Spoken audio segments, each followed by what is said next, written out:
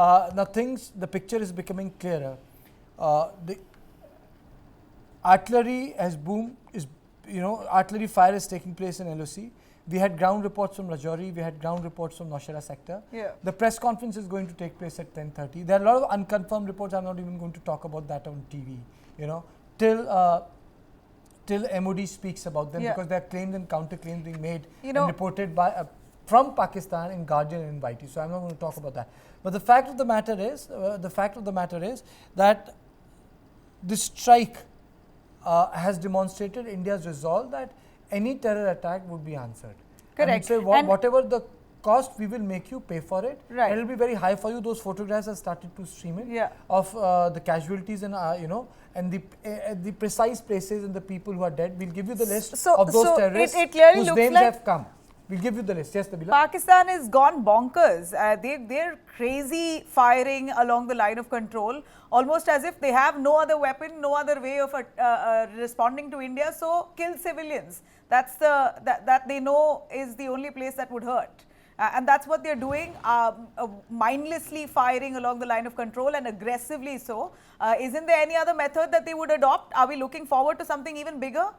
Air Marshal, Deeptendu, would you want to comment on that? Yes, certainly. I think it was brought out very well by some panelists before that they have no choice because they don't have targets. We don't have terror hideouts in our side of our country, and precisely so they are bereft of targets. We have hit them where it hurts them. They are in a extreme pressure to respond. This artillery attack, scaling up the artillery attack, and at the end of the day, look at what they're ending up targeting, civilians.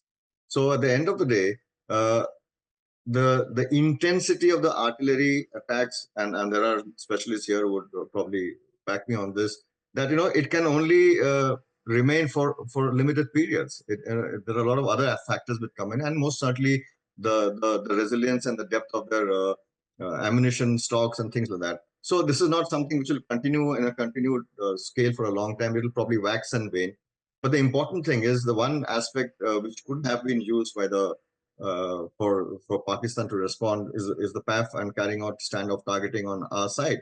But like I said, there are no targets, worthwhile terror targets, or which they can engage in a time like this.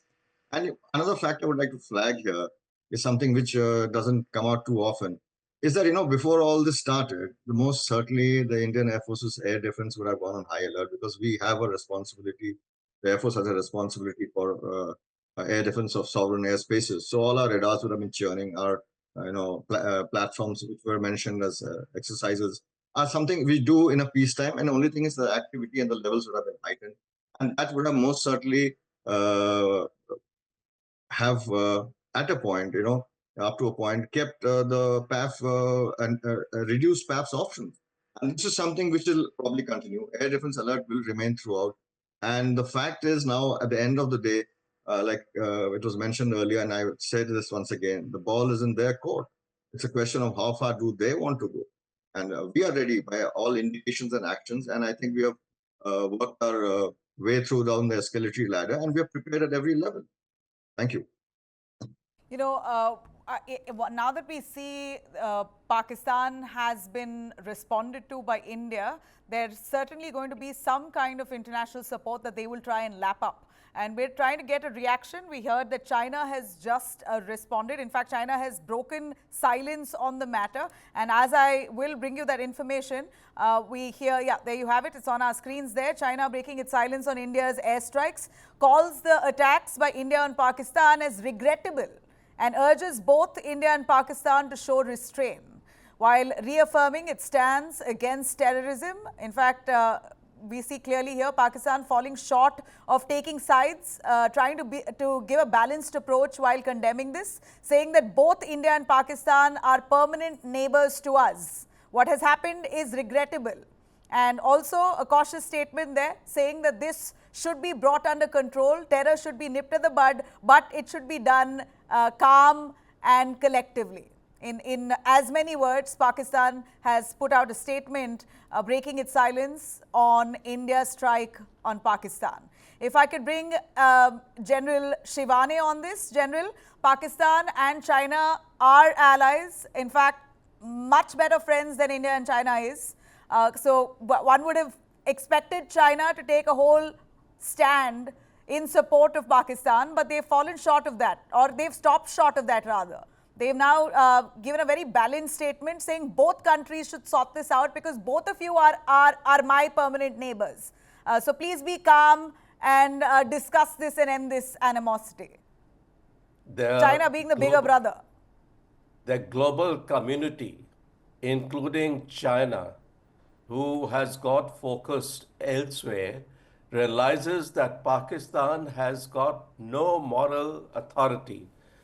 It is a nation which is actually a terroristan, and their targeting of civilians as a face-saving response has further strengthened their image in the world of their nation and its cowardly acts in desperation, what it does.